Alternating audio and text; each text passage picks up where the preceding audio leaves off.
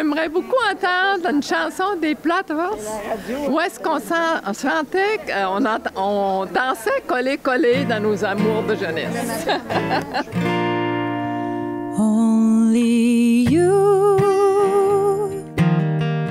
can make all this world seem right. Only you can make the darkness bright.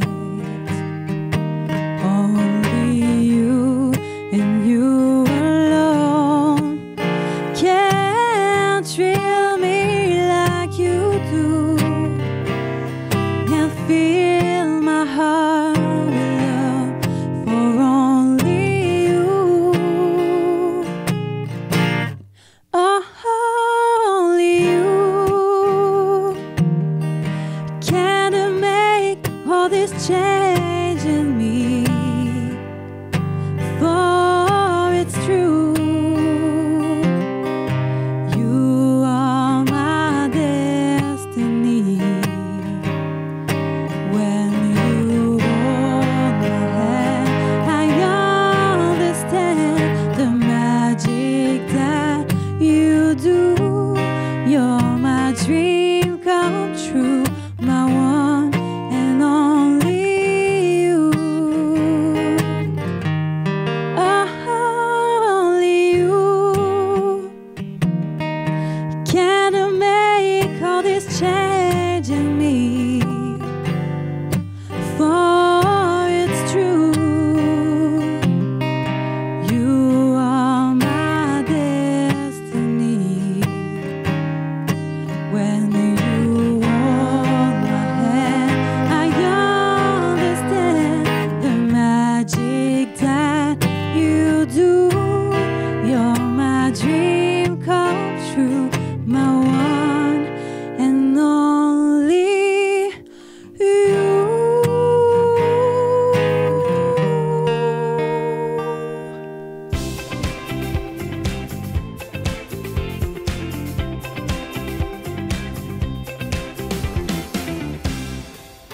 Bonjour! Aujourd'hui, je vous présente une routine de souplesse que vous allez pouvoir faire à tout moment de la journée pour vous détendre. Je vous invite à avoir une chaise confortable qui vous permet d'avoir les deux pieds en contact avec le sol. Pour vous sentir plus en sécurité, vous pouvez l'adosser contre un objet ou encore contre un mur. À ce moment-là, vous allez être plus stable. On va y aller de haut en bas. Donc, amorçons avec la tête. Vous venez avec vos mains saisir le dessous de votre chaise de manière à avoir les épaules détendues et basses. On va venir incliner en douceur notre tête pour commencer vers notre épaule gauche.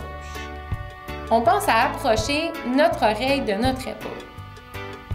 Vous allez sentir une légère tension qui va apparaître au niveau de votre cou. C'est normal, elle doit être confortable et vous devez ressentir aucune douleur. On relâche, on revient au centre. On conserve nos épaules détendues et basses. On va y aller de l'autre côté.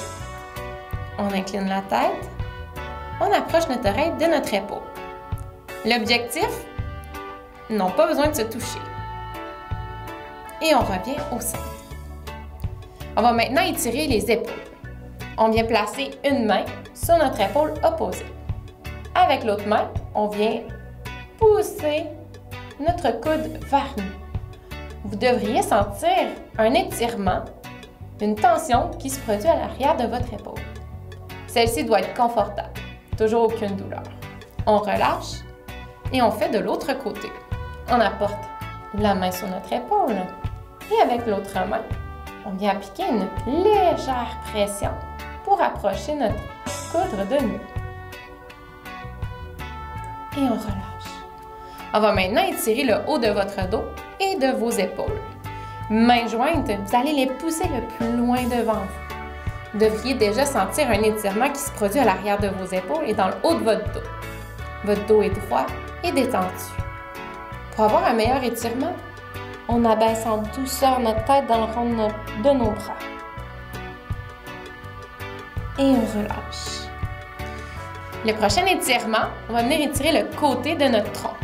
Donc, une main vers le plafond, une main le long de notre tronc. On laisse tomber en douceur notre main vers le sol et le bras du plafond va venir s'incliner sur le côté. Vous devriez sentir une tension qui se produit le côté de votre corps.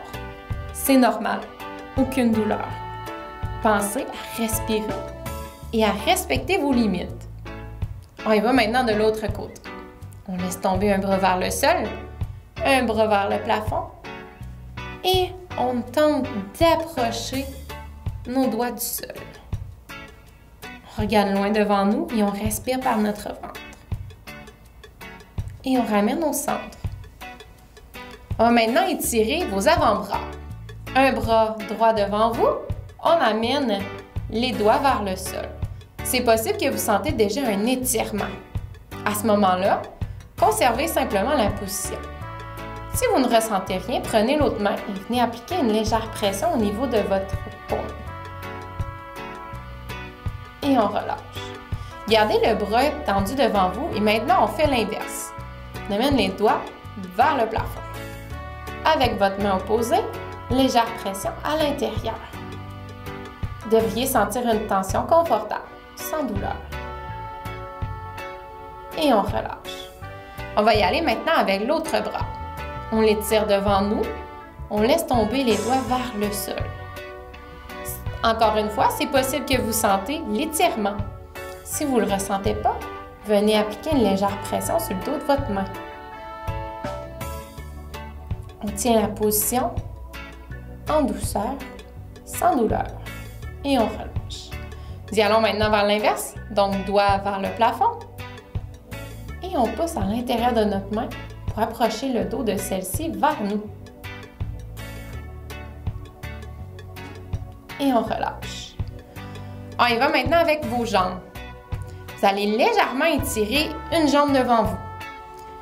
Vous allez prendre le talon opposé et venir le placer au niveau de votre tibia, comme pour croiser vos jambes. On laisse tomber vers le sol notre genou et avec vos mains, vous allez venir appliquer une légère pression pour ouvrir davantage votre genou sur le côté. Vous devriez sentir une pression au niveau de votre fesse. Ceci doit être confortable, aucune douleur. Et on relâche. On va y aller maintenant de l'autre côté. Étirez votre jambe devant vous. On apporte le talon sur le tibia. On laisse tomber le genou. Et on applique une légère pression au niveau de la cuisse pour éloigner notre genou et le laisser tomber vers le sol. Gardez votre dos droit, détendu. Pensez à respirer par votre ventre. Et on relâche. On va maintenant étirer l'arrière de vos cuisses et de vos genoux. On étire complètement une jambe devant nous. Vous poussez les orteils vers le plafond. Les mains jointes, vous allez les laisser glisser le long de votre jambe jusqu'à ce que vous sentez une légère tension qui se produit à l'arrière de votre jambe et de votre genou. À ce moment, conservez la position. Respirez et relâchez. On y va maintenant de l'autre côté. On étire la jambe devant nous, orteils vers le plafond et on laisse glisser nos mains vers le sol. L'important n'est pas d'aller toucher vos orteils. C'est vraiment d'être confortable, de ne pas avoir de douleur. Et on remonte vers le plafond. Le dernier, on étire nos mollets. Vous allez glisser un talon vers l'arrière, le plus loin que vous pouvez sous votre chaise. Votre talon doit demeurer en contact avec le sol en permanence. Vous allez sentir un étirement à l'arrière de votre mollet.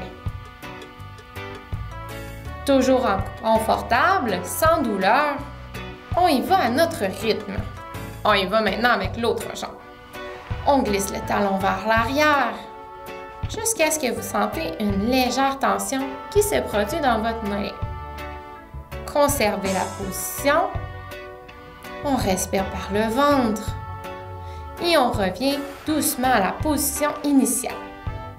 C'est ce qui complète notre routine de souplesse.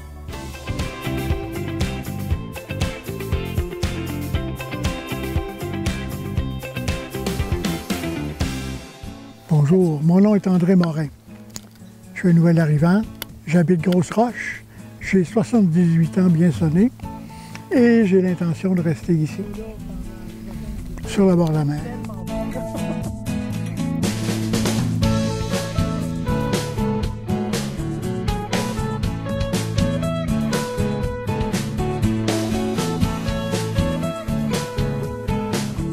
Je te dirais qu'à l'âge de 3 ans, je me promenais avec ma marchette à l'époque, là, et je volais toutes les chenilles que je pouvais trouver dans les haies et je mettais ça dans mes poches pour pouvoir les rentrer dans la maison. J'avais des collections de papillons, j'avais toutes sortes de choses. Alors, même très, très jeune, j'ai toujours été en lien avec la nature. On habitait à côté du jardin botanique à l'époque et j'étais toujours dans le jardin botanique. Quand on est déménagé à Saint-Jérôme, c'était, à l'époque, c'était la campagne, un peu comme Matane. Et on vivait comme en périphérie de Saint-Jérôme, donc j'ai été élevé dans les fermes et c'était la forêt.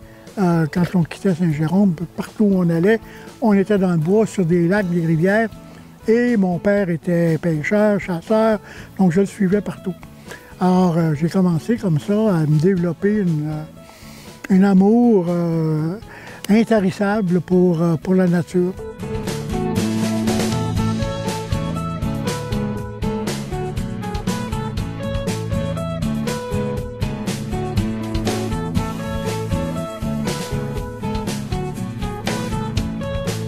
Bien, on cherchait depuis un an facile, tout le tour, le pourtour de la Gaspésie, partir de la baie des Chaleurs jusqu'à Cap-Chat. C'était là qu'on est arrêté à Cap-Chat, notre derrière lui, en disant on reviendra l'année prochaine. On n'a pas trouvé. Et de Cap-Chat à ici, on a vu une petite pancarte et ça a été ça. On va voir, on descend, on fait le deal avec le propriétaire, puis on achète sur le coup.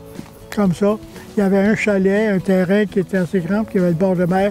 Pour nous autres, c'était suffisant. C'est ça qu'on voulait pour l'instant. Et évidemment, le bord de mer ici est assez excitant. Les baleines, les phoques, les dauphins, tout ce qui vient avec, les oiseaux aquatiques et tout ça.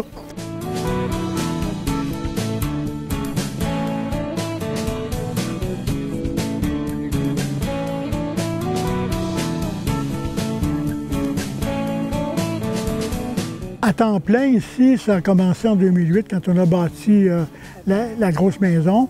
Mais ça a été pour qu'on vienne prendre notre retraite ici. Et on l'a construit ensemble. On l'a défriché, on a coupé le bois, on l'a envoyé à la scierie à Sainte-Félicité, on l'a allé chercher, on l'a plané, on l'a tout fait. On a monté la maison à 35 pieds en haut, là.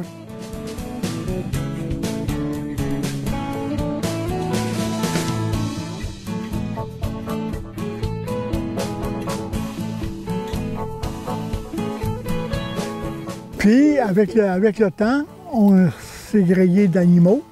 Donc, on a continué à garder des chiens. On a augmenté un petit peu nos chats.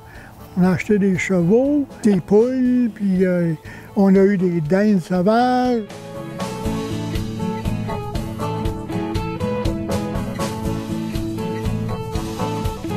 Ça a été le coup de foudre avec la mer, le coup de foudre avec le golfe, le coup de foudre avec la région Bollancienne. Ça a été ça, le coup de foudre.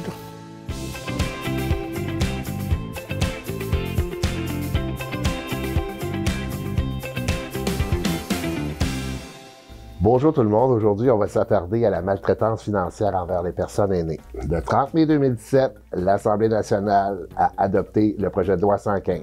C'est la loi visant à lutter contre la maltraitance envers les aînés et toute autre personne vulnérable. Et on va s'attarder particulièrement à la maltraitance financière. De cette loi est né un élément clé qui s'appelle le processus d'intervention concertée en matière de maltraitance envers les aînés, qui est communément appelé le PIC. Alors, ce processus réunit plusieurs entités différentes, qui est le CIS, le commissaire aux plaintes et à la qualité des services, la Sûreté du Québec, le DPCP, qui est le directeur des poursuites criminelles et pénales, l'Autorité des marchés financiers, le curateur public, ainsi que la Commission des droits de la personne. Alors, ce processus d'intervention concertée, ça favorise la consultation entre ces partenaires-là, ces entités-là que je viens de nommer, OK, qui vont pouvoir partager leur expertise respective. La concertation entre ces partenaires-là va faire en sorte qu'on va pouvoir évaluer rapidement de façon claire et concise des interventions à mettre en place pour contrer cette maltraitance-là. Ce qu'il y a de beau là-dedans, c'est qu'on n'a pas d'intermédiaire. Les intervenants peuvent se parler directement.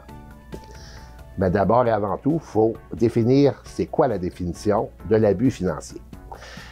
C'est de s'approprier ou tenter de s'approprier l'argent, les biens personnels ou toute autre possession de la personne.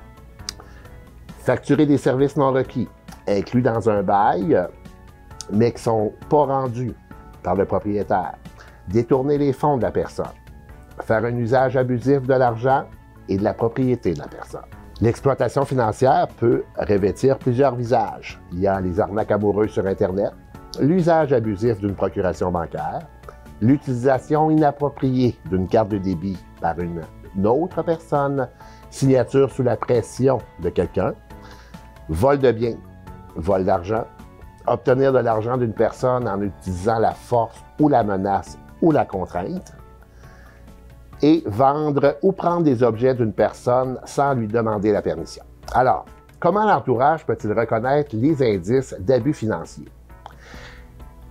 Premièrement, est-ce que la personne a des conditions de vie adéquates compte tenu de ses revenus? OK? On observe dans le milieu de la nourriture périmée ou insuffisante. Ça, c'est un indice. La personne est privée de vêtements adéquats, par exemple inappropriés pour la saison. Pas de manteau d'hiver, pas de bottes d'hiver. Manque de soins au niveau de sa santé. Et on remarque chez la personne une apparence négligée. Il y a aussi une présence de privation des sorties par une autre personne qui contrôle ses sorties, qui contrôle ses communications, méconnaissance de la personne de ses avoirs. Elle n'est pas capable de nommer ses revenus et ses dépenses. La personne peut prêter de l'argent sans condition de remboursement. La personne, parmi ses proches, peut avoir des gens sous l'emprise de la toxicomanie, l'alcoolisme, problème de jeu de hasard. Et évidemment, la personne peut faire confiance de façon excessive à autrui. Comment une personne aînée peut constater elle-même qu'elle est victime d'abus financiers? OK? C'est quelqu'un qui peut vous inciter à prendre des décisions financières contre votre volonté, sous la contrainte. Après avoir accordé une procuration bancaire à quelqu'un, vous constatez qu'il y a des retraits ou des transactions bizarres ou louches que vous ne pouvez pas vous expliquer. Vous n'avez plus accès à vos comptes, vous n'avez plus accès à vos relevés, vous n'avez plus accès à vos livrets parce que ceux-ci sont tous envoyés à la personne qui a la procuration. Vos chèques de pension ou d'assistance sont retenus et encaissés par une autre personne. Quelqu'un vous promet de prendre soin de vous à condition que vous lui donnez quelque chose. Par exemple, une voiture, la maison. Une personne vous invite à aller chez le notaire, à modifier les documents. Votre entourage vous demande un prix excessif pour votre loyer ou elle vous demande de la rétribuer pour faire des petites commissions, faire des petits services. La personne responsable de vos finances vous prive d'argent, vous prive d'informations, cherche à vous isoler des autres, cherche à vous isoler de votre réseau social. Et finalement, on retient votre courrier. Les enfants de la personne abusée constituent à près de 20% la majorité des abuseurs financiers. Donc, considérant ces éléments, le but premier des intervenants en maltraitance, les intervenants que j'ai nommés tantôt au début de la chronique, notre but, notre mandat est de mettre fin à la maltraitance. Ce n'est pas de punir les maltraitants. Au contraire, on veut les informer parce qu'il y a plusieurs services qui peuvent leur venir en aide. Alors, l'opinion de l'abusé va être prise en ligne de compte dans nos interventions. Alors, si l'abusé ne veut pas porter plainte, nous allons respecter ce choix-là. OK? Parce qu'il faut faire très attention, notre intervention ne doit pas causer plus de préjudice que la maltraitance en soi. Une question pertinente se pose. Quand est-il acceptable pour un enfant de bénéficier de l'argent de son parent? Il y a 3 règles à respecter. Le parent doit être apte et d'accord. Les besoins du parent doivent être comblés d'abord et avant tout. Et le montant équitable quant aux circonstances de l'aide financière qu'on donne aux enfants, qu'on prête ou qu'on donne, versus les ressources financières des parents. Bref, les parents ne doivent pas se priver pour son enfant. Non seulement les besoins, ils doivent combler leurs besoins de base, mais leurs besoins secondaires aussi. Les loisirs, les voyages sont importants aussi pour des personnes aînées, puisqu'ils sont à la retraite, alors ils doivent profiter de ce temps-là.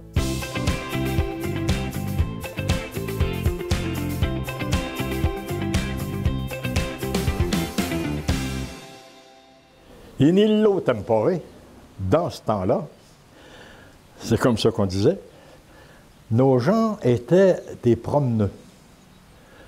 C'est comme ça qu'on les appelait aussi. C'est parce que ils faisaient quasiment le tour. Ils ont dû faire le tour du monde. Il doit y en avoir quelques-uns qui l'ont fait parce que ça voyageait beaucoup, mais il n'y avait pas de transport. Ils prenaient les transports qu'il y avait. Alors, il y a des Européens qui arrivaient ici avec des gros bateaux pour charger du bois.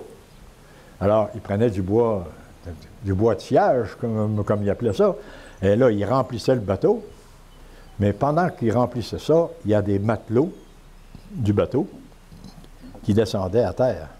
Une fois rendus à terre, ils prenaient la direction de Montréal ou la direction de Gaspé pour être assez loin, pour ne pas se faire retrouver. Il n'y a pas de téléphone et tout ça, là. Tu ne peux pas téléphoner à Gaspé, là. Il n'y a pas de téléphone. Alors, les matelots canadiens qui montaient à bord du bateau, ils étaient bien contents, les hommes, d'avoir des matelots, parce qu'il y en a qui étaient partis. Alors, ben, oui, embarque, c'est correct. Alors, le gars, il traversait, puis il s'en allait de l'autre côté, puis il était matelot anglais.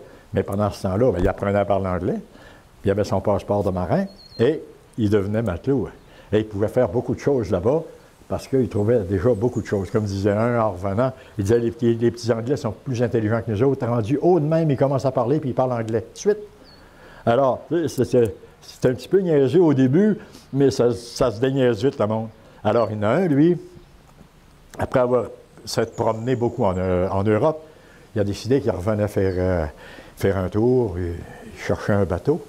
Il était à Liverpool, c'était en 1912.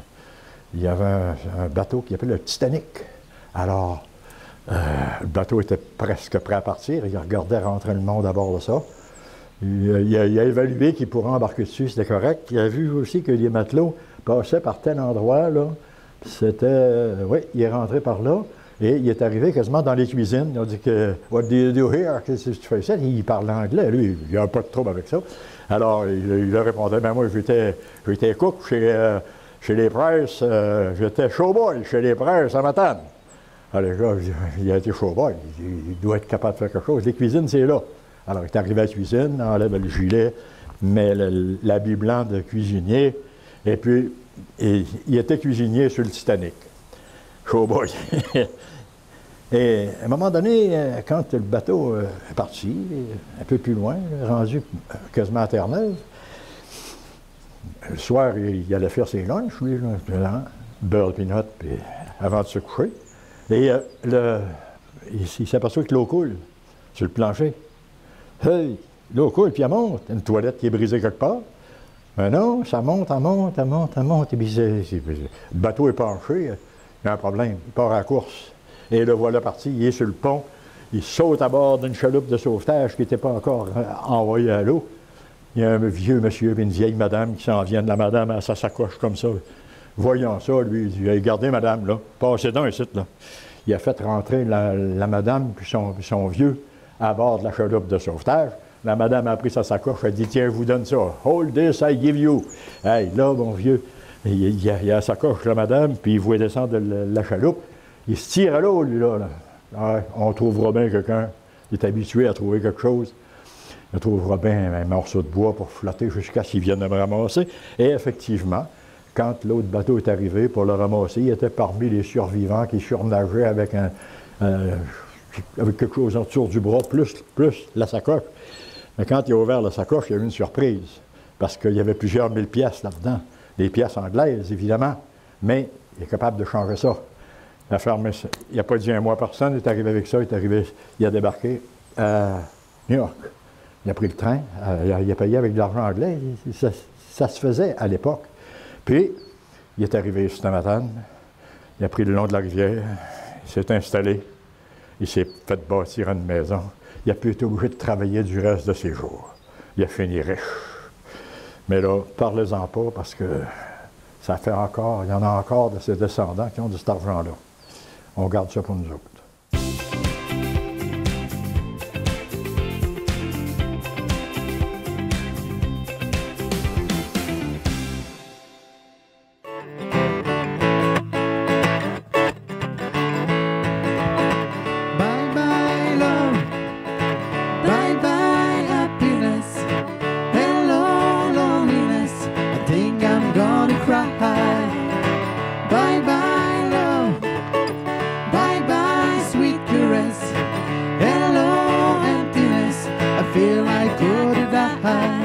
Bye, my love, goodbye.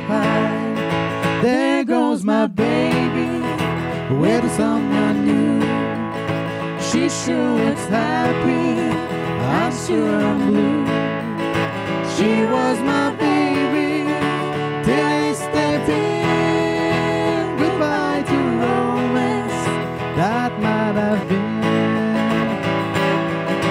Bye-bye, love. Bye-bye, happiness. Hello, loneliness. I think I'm gonna cry. Bye-bye, love. Bye-bye, sweet caress. Hello, emptiness. I feel like I could die. Bye-bye, my love, goodbye. I'm through with romance. I'm through with love. I'm through with counting the stars above. And here's the reason that I'm so free. My loving baby is true with me. Bye-bye, love. Bye-bye, happiness. Hello, loneliness. I think I'm gonna cry. Bye-bye, love. Bye-bye, sweet caress. Bye-bye, emptiness. I feel like I could die. Bye, my love, goodbye. Bye, my love, goodbye. Bye, my love, goodbye.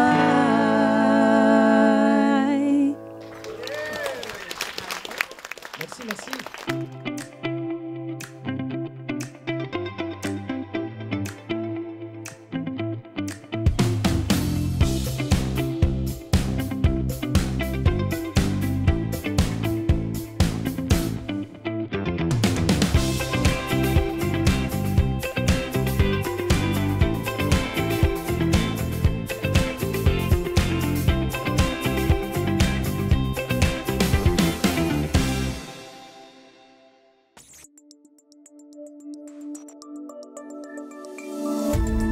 Cette émission d'Accès est appuyée par Cogeco et est rendue possible grâce à la collaboration de la communauté avec Nous TV.